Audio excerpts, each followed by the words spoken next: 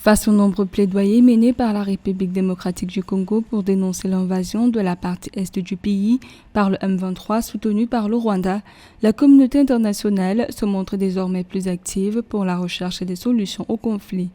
Afin de faire pression sur le Rwanda, afin qu'il interrompe tout soutien au M23 et retire toute cette troupes présentes en République démocratique du Congo, des États ont infligé à ce pays d'Afrique de l'Est des sanctions allant de la suspension des projets d'aide au développement, des programmes de soutien bilatéraux au financement du développement. Nous appelons à respecter les sites de déplacement qui sont des sites civils. Nous appelons à éviter des systèmes explosifs et autres artilleries lourdes dans des zones peuplées.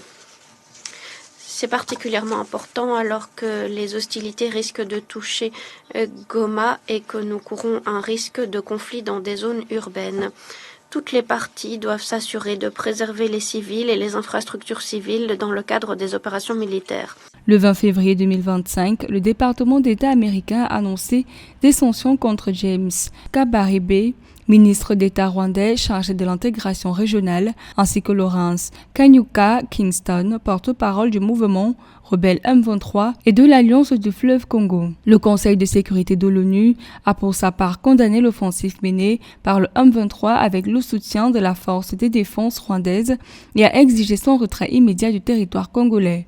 Le 3 mars, le Canada a annoncé qu'il avait suspendu la délivrance de permis pour l'exportation de biens et de technologies contrôlées vers le Rwanda ainsi que la suspension de la poursuite de nouvelles missions commerciales et d'affaires de gouvernement à gouvernement avec le Rwanda et du soutien aux activités de développement des entreprises du secteur privé.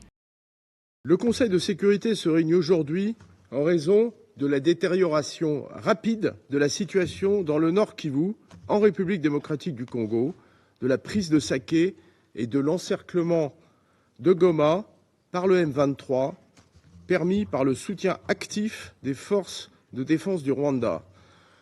La situation est grave et ce Conseil doit en prendre la mesure.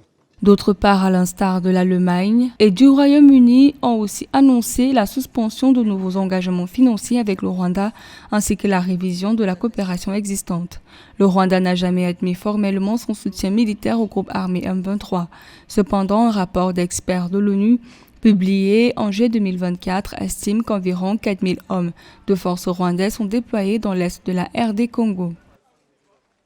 Le secrétaire général a insisté sur la nécessité de défendre le droit international humanitaire et les droits humains. Il a appelé à un accès humanitaire immédiat et sans entrave aux populations dans le besoin. Je me fais l'écho de cet appel. Nous exhortons les parties à protéger les civils et les infrastructures critiques dont les civils dépendent.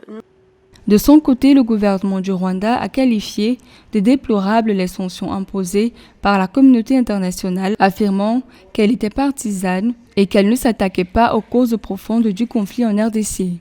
La République démocratique du Congo, pour sa part, accuse le Rwanda de piller ses nombreuses richesses naturelles.